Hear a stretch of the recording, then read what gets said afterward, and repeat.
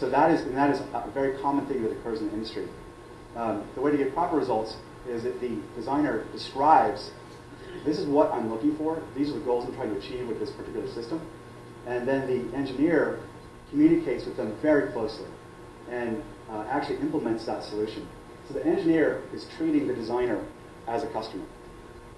To do that, you have to have strong communication skills.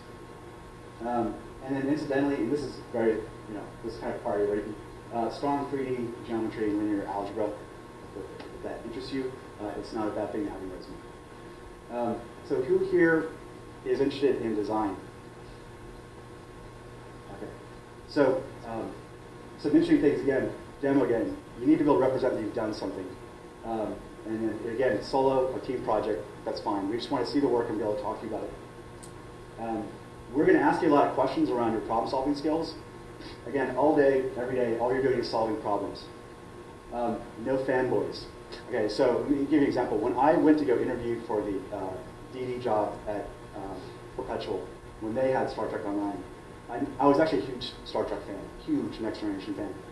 I played that down. I actually was like, I actually mispronounced Star Trek. I said Star Trek repeatedly throughout the interview, and it would correct myself. The point being, if I'd shown up in a modified Land Cruiser, I wouldn't have gotten the job. And here's why. Fanboys are deemed irrational. And so the point is, if you have an intellectual property you're working on, and to make the game more fun and better for the user, you have to tweak that intellectual property, fanboys kind of go berserk. And we can't have that. It doesn't really facilitate making a great game. So if you well, I won't go into exact.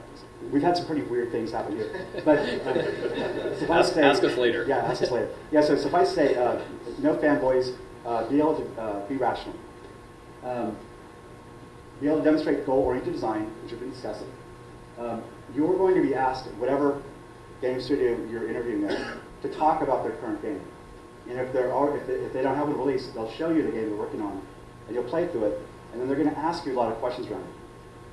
Your critique, first off, is that you need to be able to explain something you didn't like in the game. When you do that, try to understand what the person was trying to accomplish. And so I can broaden that out. You shouldn't say that this sucks. You could say, hey, this didn't really work. I think they're trying to accomplish this goal. However, I don't think this implementation works. What I think maybe they should have done instead was this. That is very impressive to a game developer. Okay, art. Your portfolio is key. We usually go to these two websites. Make it easy to use. Don't use any esoteric plugins. Make sure the website loads fast. So here's the deal. We have 100 resumes to go through in a week. If you're going through your portfolio and it's taking 5 minutes to load each page, bad news. You actually get shoved. And that is a true story. So make sure that it's easy to access your portfolio. And that there's nothing really prohibitive for us getting in there, like we have to go to some site somewhere in Korea and download a plugin that we then install. We want to see traditional art skills. And so let me kind of explain this. If you want to be an animator, let's say for instance, let me ask who here is interested in being an artist in the game industry?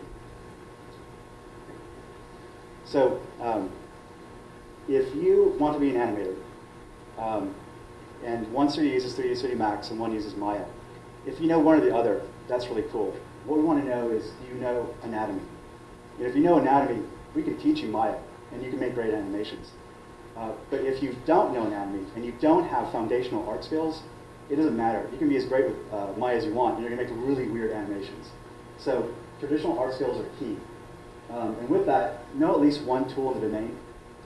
Don't get too stuck on making sure you know exactly the right tool. Just to give you an example, if you came to us today and said, what tool are you using right now to do animations? I could tell you, we're using Maya. But we're evaluating that constantly. So 6 months from now, we may be using a completely different system. And in fact, we are incorporating a new system right now for animation. So don't get too stuck on it. Just know one so we know that you have some technical skills around it. And then production. Again, this is problem solving and leadership. Who here is interested in production? Very cool, very cool. So Production's awesome. Production is awesome. So if I were to find leadership in a nutshell, leadership is the ability to find the right problem, the right challenge, the right goal for the team. And you do that through a team dynamic. So it's understanding what should you be doing, and then working with the team to identify a plan of execution against that. So it's finding the right thing to do, and then leading the team to execute against it properly. You need to be very organized and be able to demonstrate that you have organizational skills. We want creativity, and we ask you questions during the interview that are purposely challenging to find out if you can find creative solutions. I often just, I ask questions I have no answer to. I just want to hear how you go through the steps of arriving at a decision. So, what creativity can you bring into play given a specific problem? And this is lower on it, and it is technical competence. If you can just demonstrate that you know maybe a little programming languages, a little some C# or C++, Python, not an expert by any means. Possibly a little Maya, but you're able to have the ultimate goal here is when we're working with a team, we don't want the producer to get lost in the technical jargon that's going on. I'll be honest with you, the engineers that I work with, I almost never know what they're talking about. I mean, they're talking, I understand what a shader is, but when they're getting into detailed things around scaling problems of the platform, I'm lost. But I have enough technical understanding to know what's important and what's not important. So we're going to ask you a few things about technical competence just to make sure you can grok some technical concepts.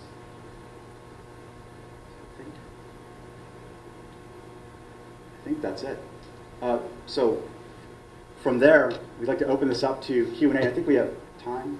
We do. We do? Okay. We have a little time for question and answer. So we're just going to open it up to questions in general. This is kind of really specific, but what are your thoughts on the program Blender? The program Blender? Blender 3D. I have no thoughts. I don't know what that is. Obviously, I know what Blender is, right? But again, that would be the type of thing, as an artist, I've never been an artist. I'm an engineer, right? But that would be the type of thing that, again, we'd be much more concerned about your actual art skills, right? Because I don't know I've never worked anywhere that uses Blender. So everywhere I've worked uses Maya or Max. So I don't know. Yeah. Question? Audio. You want to talk about audio a little bit? Basically, we have a really small audio department, aka one guy, who actually started out as an intern, and now he's pretty much does all the audio for the game. Well, let me ask this to you, because I can tell you, the tool we use, we use FMI EX, but there's so many tools that are actually great in the audio industry. Do you have specific questions around how do you get into audio?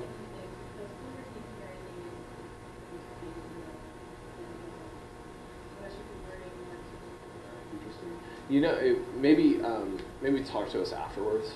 Maybe we can put you. We can get you in touch with Jay Woffer as our audio guy. And interestingly enough, he's in a really cool band. So send some music. So yeah, so give us some information. Just come up and say something. Back there. What is the new 3D program that you're integrating in with Maya? We actually haven't decided. We're evaluating an animation system. We're evaluating using, we're really evaluating doing three things, which is using Morphine, Granny, or building our own technology. The problem we're trying to solve right now is proper animation blending. Right. And so, for instance, a tool like Morphine does that automatically. It's pretty cool. It's a pretty amazing program. But there's some other challenges we're trying to figure out there as well. But one of the main things is just blending animations. Again, we're not as concerned about the tool so much as what we are is we have an objective, which is make our animations look better, and here are the areas that we are weak in, or whatever. And so we're trying to find a solution that solves those problems, gives us the least amount of overhead, or at least the ability to understand what the cost is for integrating those, right? Both financially and time, right? And so again, I personally don't care what we end up with, right? My goal as the person who's doing the evaluation with the team is to solve the problems that we identified that led us to the evaluation. Yeah, and one interesting thing there is when we look at these tools, we can find the awesome wizard tool that just does everything in the world, and it costs like a jillion dollars, right? So then I have to go to my CEO and say, hey, we want to spend $1 kajillion on animation blending, and his challenge back to me might be, is that the most important thing to our customer right now, and why would we spend that money against that versus another?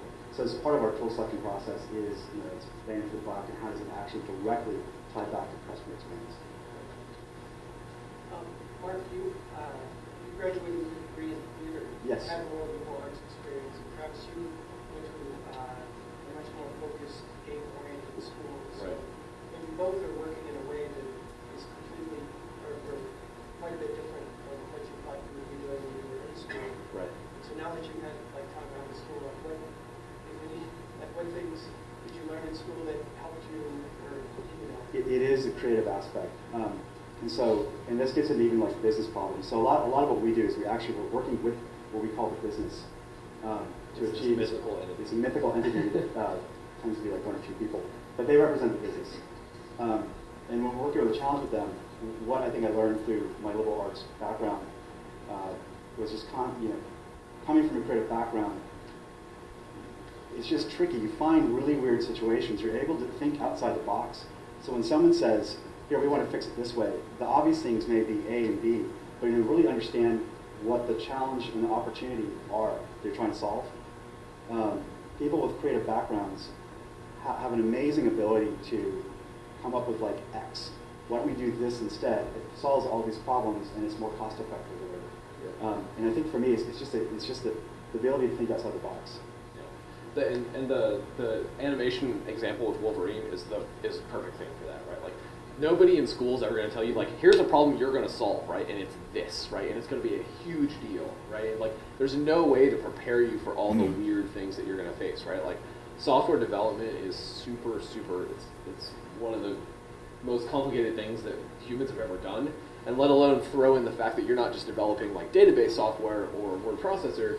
You throw in the intangible fun factor, right? Like there's no book on how to make fun or for your game or whatever. So throwing that together, like you can't imagine the problems that you'll have to solve.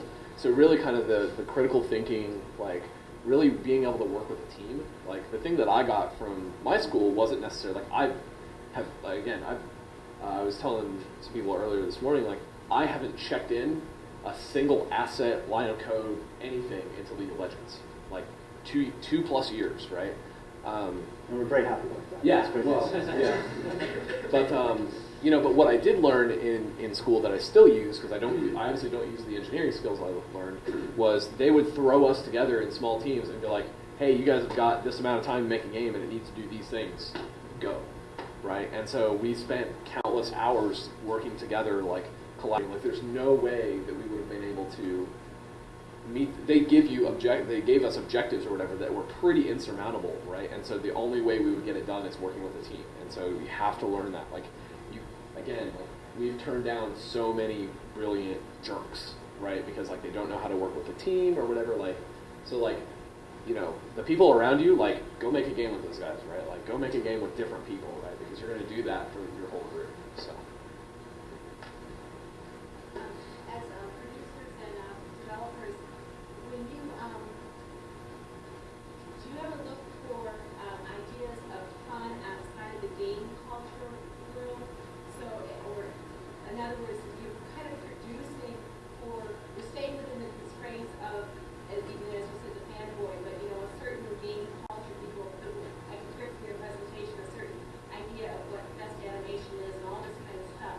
Do you look ever outside of that? When you say creativity, do you look out for groups of people that don't actually play games, but they have fun in other ways to develop creative ideas for your games?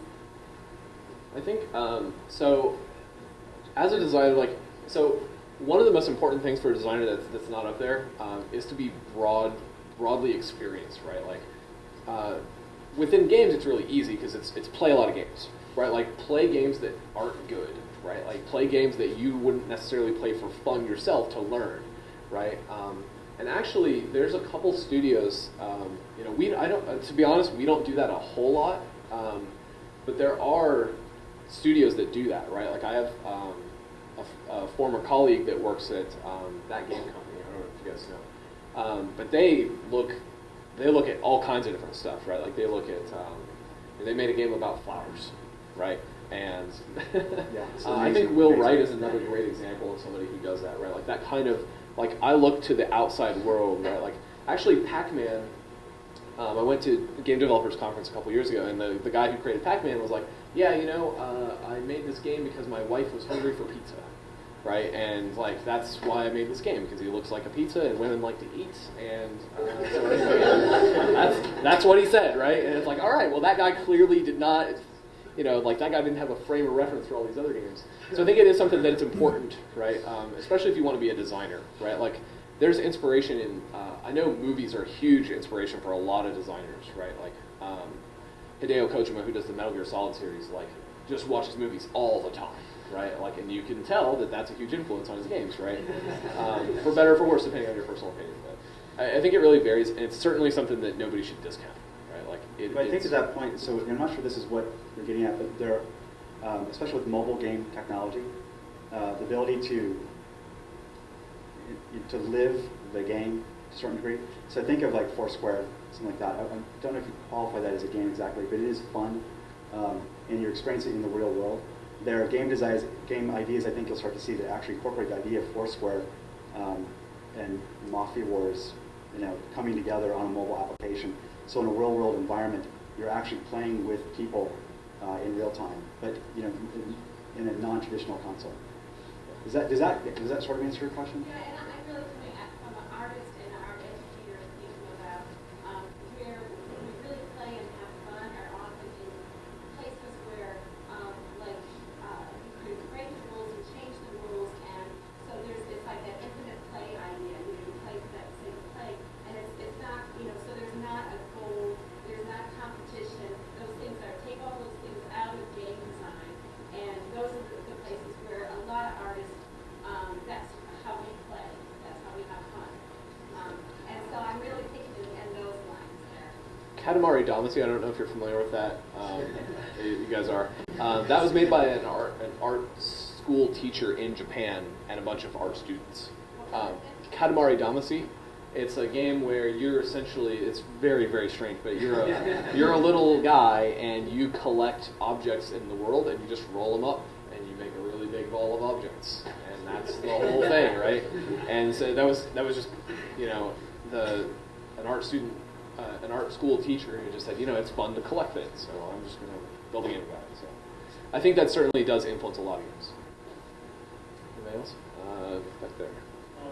Franz, so I kind of feel like a lot of you were in 2002. Okay. Graduating, some programming experience, but it's kind of not my thing. Is that kind of where you were? Yeah, you know, I realized, I basically I made an assumption before I went into school that was designers don't just get hired, right? Like you have to get into design some other way, right? And so I was like, well, I don't want to, I'm terrible at art, and I don't want to be a QA, right? And I live in the middle of nowhere, and I don't know what it really takes, so I was like, well, I'm working in computers right now, and I kind of like programming, so I'll do that.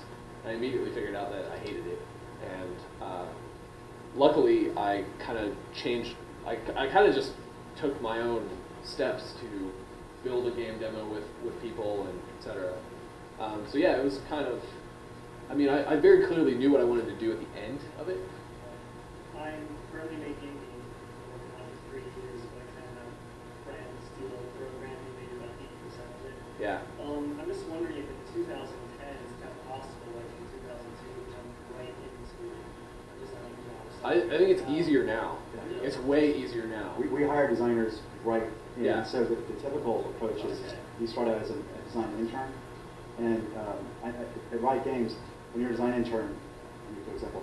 I've heard of design interns at some studios that I will not name that literally went and had to weed a garden one day, or clean up trash in the parking lot. So that is not what you're doing at Riot Games. When you're an intern there, you're actually using the tools and building actual for production champions and other content for the game. And through the course of that, we begin to understand how well you work with that particular team, and we can from there give you recommendations to other game studios and that sort of thing. Okay, Yeah. so I just don't know, if I attach like the name and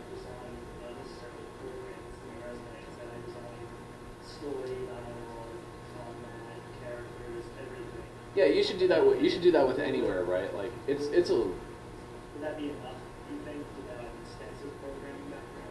Yeah, Yeah, certainly, yeah. certainly, and it all depends on the studio, right? Like design and production is extremely nebulous depending on the studio, right? Like the example I gave with production, like the same thing applies to design, right? Like designer at a studio may not mean the same thing. Like engineer, pretty much know what you're going to do, right? Like artist, pretty tangible. Those design and production where you're not producing, like where you're not creating tangible work, you know, like is a lot more nebulous. I would say just put your out there, and you should finish that game, by the way. 3-year project, you wrap that up. You can get that done. Constraints, my friend. I know. But yeah, finish that up. Anything else? I think you had a question earlier. Yeah. Current game studios or games you Riot, do you have any plans to bring League of Legends to mobile platforms or other platforms? So the second one we can't comment about, so we'll just get that one right out of the way. We are working on some cool stuff. I promise. I won't say anything. Yeah. And I don't know.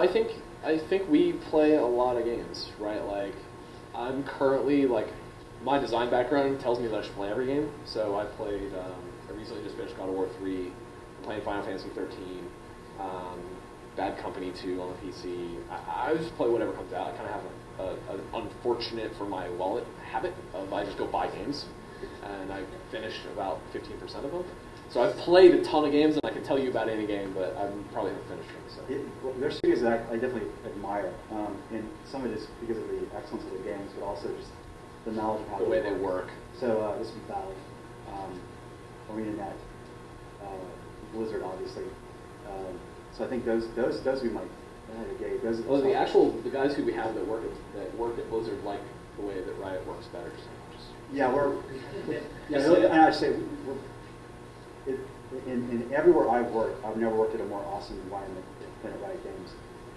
And I think that one of the reasons for that is that we're constantly nitpicking ourselves about what we're doing wrong. We're constantly challenging ourselves about how we could do better. And we do have the admiration for those companies, like the myth of like ArenaNet and how awesome they are, and Valve and how awesome they are. And we strive to achieve that type of excellence. Did that answer the question? Okay, so let's. How long do we have? Maybe just a couple more questions. Okay, so everybody that had your hand up, put your hand up again. All right, we'll try to get as many. So, sorry.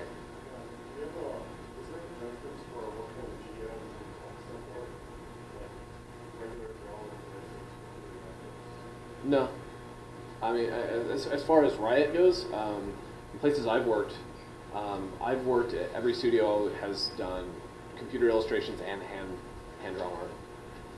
And you're asking that question in terms of which discipline do you want to follow?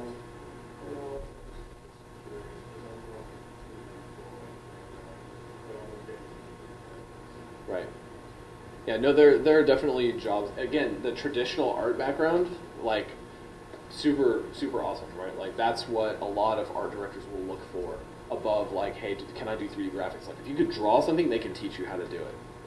Yeah, and concept drawing is so key for the industry. It's pretty amazing. And actually, we could talk to you for a minute afterwards about what that process is and how the incredible information that provides to the game.